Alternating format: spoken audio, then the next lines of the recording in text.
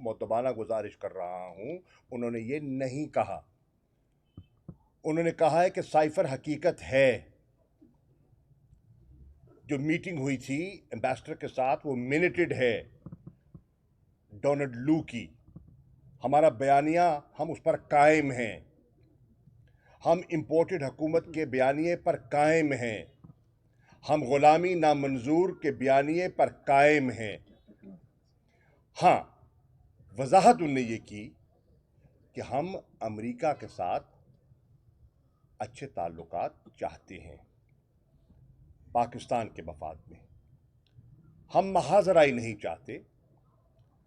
हम सिर्फ ये चाहते हैं कि उन्हें कोई हक नहीं पहुंचता कि वो हमारे अंदरूनी मामलात में मदाखलत करें।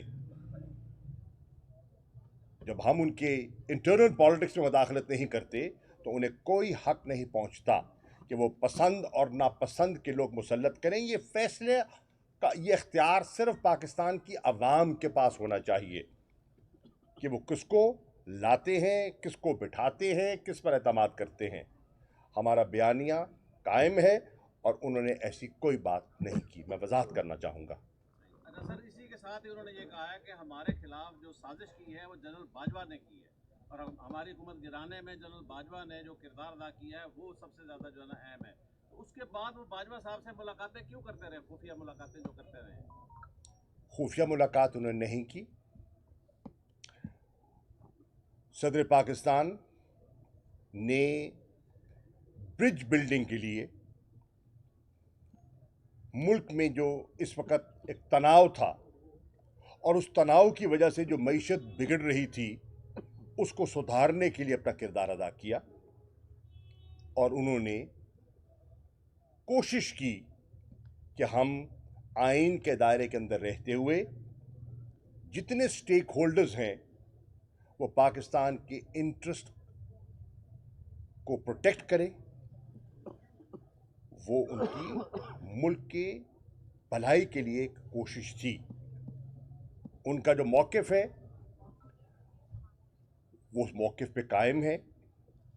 वो कहते रहे हैं, वो कह चुके हैं और मैंने खुद भी सुना है कि मैंने अपने एलची, अपने वज़ीर ख़जाना जनरल बाजवा की खिदमत में भेजे और उन्हें मुल्क की सियासी माशी सूरत हाल पर अपना नुक्ता नज़र पेश किया कि जो आप करना चाह रहे हैं, अगर आप ऐसा करते हैं तो मईशत जो बड़ी मुश्किल से संभली है ये बिगड़ जाएगी और मामलात आपके हाथ से निकल जाएंगे। उन्होंने इस बात को तवज्जो न दी और आपने देखा कि कैसे मुख्तलिफुल ख्याल लोगों को यकजा किया गया, जमा किया गया और वोट ऑफ नो कॉन्फिडेंस में लोगों को मुनहरिफ किया गया। उनकी वफादारियां तब्दील की गईं इमरान खान को हटाने के लिए और उसका खमियाजा आज पूरी कौम भुगत रही है।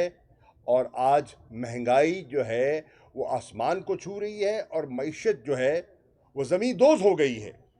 और जितने आपके इंडस्ट्रियलिस्ट हैं, आपके ताजिर हैं, आपका कारोबारी तबका है, आपका किसान है, मायूस हैं। तो वो हमारी गुजारिशात के बावजूद उन्होंने वो कदम उठाए जिससे नाकाबिल तलाफ़ी नुकसान पहुंचा है। और आज बगले कौन बजा रहा है?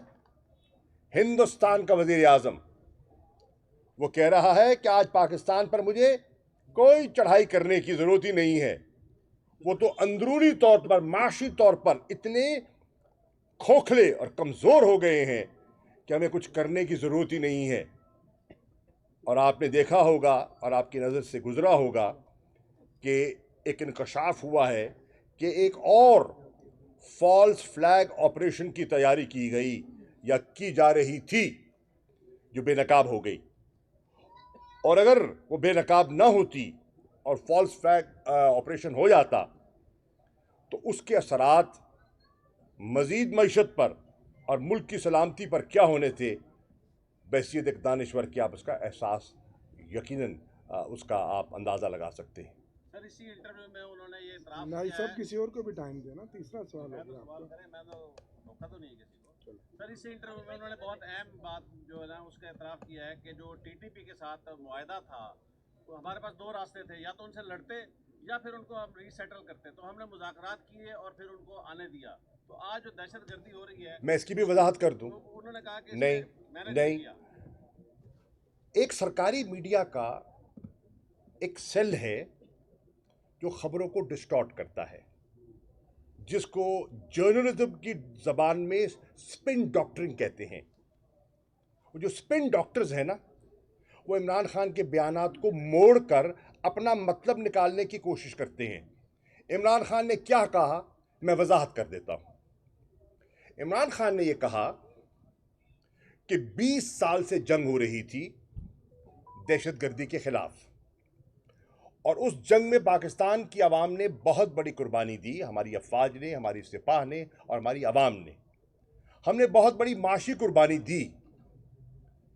अफगानिस्तान के लोग भी बहुत बड़ी कुर्बानी दे चुके, उनका भी बहुत नुकसान हुआ। वहां के लोग भी फटीक थे और यहां भी लोग अमन के ख्वाहिशमंद थे। अगर जंग के जरिए अमन आना होता तो 20 साल में आ चुका होता, नहीं आ सका। दूसरा रास्ता गुफ्त शुनीद का था। जब अमेरिका की फौजें वहां से गईं या कोलिशन फोर्सेस, आईएसएफ फोर्सेस वहां से गईं, तो हमें और एक नई सेटअप वहां आया।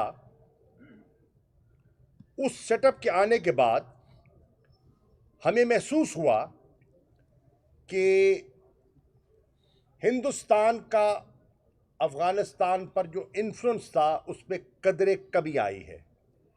रॉ की जो इनग्रेस थी उसमें कमी के इशारे दिखाई दे रहे थे। और जो नया सेटअप वहां आया था उसने वाजे कहा कि हम अफगानिस्तान की सरजमीन को पाकिस्तान के खिलाफ दहशतगर्दी के लिए इस्तेमाल नहीं होने देंगे। इन हालात को सामने रखते हुए हमने कहा, let's give piece a chance. हम अमन को एक मौका देते हैं और अमन के मौके के लिए हम मज़ाकरात का आगाज करते हैं।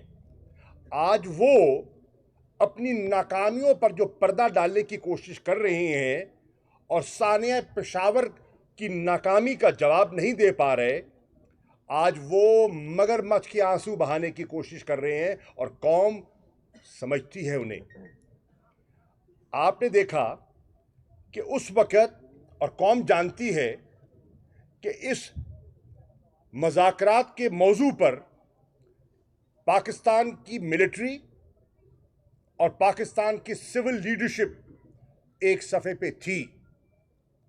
मैं ये बरमला कह रहा हूं as the ex foreign minister of Pakistan, एक पेज पे थे, मुत्तफिक थे कि हमने मज़ाकरात करने हैं।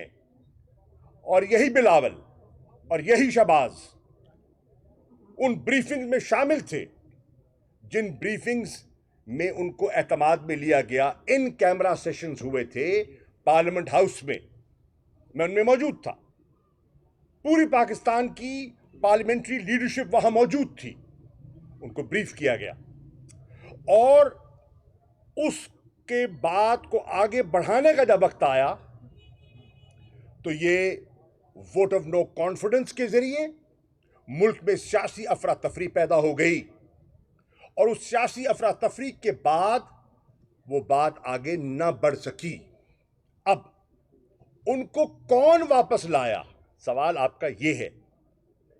मैं बैकग्राउंड दिया है, सवाल ये है कि उनको कौन वापस लाया। उनको तहरीक इंसाफ वापस नहीं लाई। अगर कोई लाई है, अगर कोई मुआहदा है तो हुकूमत में वो है, हम नहीं है। पेश करे, बेनकाब करे इस मुआहदे को। वो आए हैं हमारी हुकूमत की रुखसती के बाद। ये मैं बड़ी मानी खेज बात कर रहा हूं और बेनकाब कर रहा हूं जो मगरमच्छ के आंसू बहाना चाह रहे हैं। वो आए हैं तहरीक इंसाफ की रुखसती के बाद। इमरान खान को घर भेजने के बाद उनको बॉर्डर मैनेजमेंट किसने करनी थी? हुकूमत वक्त ने या इमरान खान ने? वो बाड़ जो लगाई थी, जिसको पाकिस्तान के टैक्स पेयर ने पैसे से लगवाई थी, उस बाढ़ को मैनेज किसने करना था? तहरीक इंसाफ के कारकुनों ने। और अगर कोई असला समेत आता है तो उसको चेक किसने करना था? किसकी जिम्मेदारी थी? ये आज सवालात हैं जो पाकिस्तान के लोग जानना चाहेंगे। और एक रिकॉर्ड की दुरुस्त के लिए याद कर दूं, और तालिबान के साथ सबसे पहले मुज़ाकरात का इशारा किसने दिया था और आमादगी किसने की थी? उस शख्सियत का नाम मैं आपकी खिदमत में पेश कर देता हूं। उस शख्सियत का नाम है मोहम्मद नवाज शरीफ, और 2013 का सन था। ये और बात है कि वो सिरे न चढ़ सके, और उसके बाद ज़र्ब अज़्म की एक कैंपेन की गई और उन दहशतगर्दों की बेहकनी की गई। लेकिन आज जो बात कर रहे हैं, अपनी नाकामियों का जो है वो मलबा है, वो अगर तहरीक इंसाफ पे डालना चाहें तो ये मुमकिन नहीं होगा।